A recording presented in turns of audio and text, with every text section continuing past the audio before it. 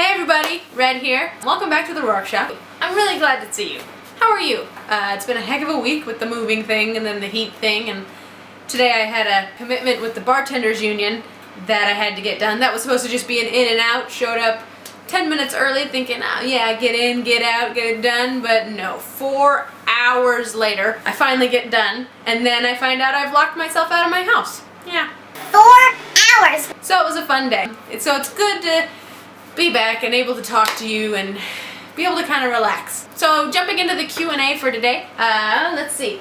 Pink Rolling Stone asks, what is the most difficult part about writing Garrus? How do you go about making Garrus so closely to the game itself and yet making him different? Differently the same. Yeah. When it comes to Garrus, I think I cheat a little bit because I'm actually very similar to Garrus in that I'm totally a badass, but mostly that I'm pretty uncomfortable with sentimentality. I don't do good in serious situations. I've never been very good at it. Somebody's having a very serious conversation with me, I will start smiling and people will get mad at me. Why are you smiling? This is serious. I know, it's a defense mechanism when I'm uncomfortable. I'm sorry. And I'll make jokes instead of committing to the sentimentality. I don't take compliments well. Him and I have a lot in common. While a lot of people write their shepherds like themselves, I write Garrus like myself. And, you know, but with sniper skills and a deep rumbly voice. Oh, and mandibles. Well, they don't really do that, they do this. That.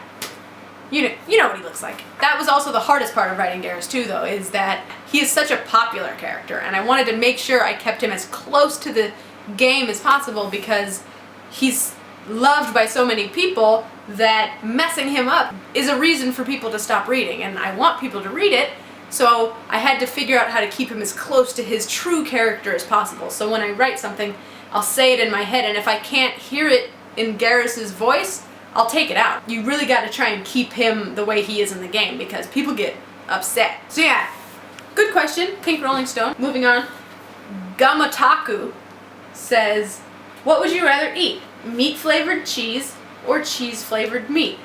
That's a very interesting question. I'm gonna have to go with cheese-flavored meat, for sure, because something about taking a bite of cheese and it being meat-flavored, with the consistency of cheese, that grosses me out. So I'm gonna have to go with cheese-flavored meat, because I've eaten meat with cheese on it before, so that shouldn't be a problem, right?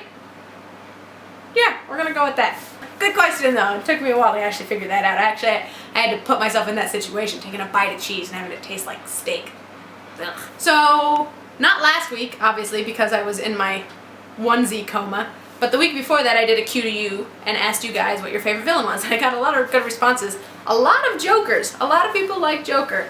Not from Mass Effect, obviously from Batman. Joker is a very, very good villain. Very dark, very creative. A lot of people were like, how come you didn't tell us your favorite villain? And that's a good point. I will tell you my favorite villain. When it comes to my favorite villains, I lean towards lawful evil for my favorites. The Joker is very chaotic evil, which is sweet, and I love those villains, but when it comes to the villains that really make me go, ooh, evil, I kind of go towards lawful evil. As an example, my favorite villain is Judge Claude Frollo from Hunchback of Notre Dame, the Disney version. If you haven't seen it in a while, I highly recommend going back and watching it as an adult. He freaks the shit out of me. Seriously. He is scary. There's something particularly scary to me about somebody who is evil in the name of righteousness. That is a particular kind of scary to me. I'm trying to think of a situation in real life where someone has done that and scared the holy hell out of me. Nope. Nope. Can't think of any. Anyway, that's my favorite villain.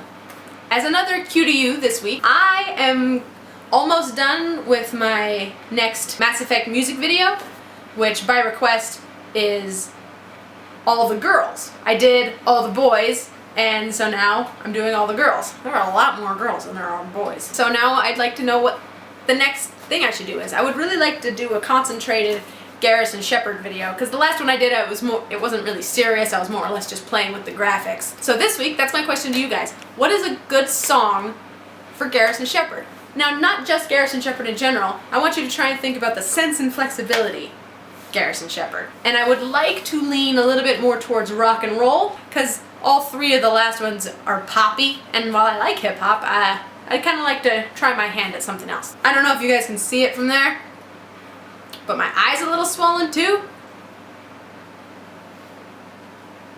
Ow! It was a hazard from my last assassination. This is the chafing Morden was talking about. You should see the other guy. I hit myself in the eye with a box at work. So yeah, that's all for this week.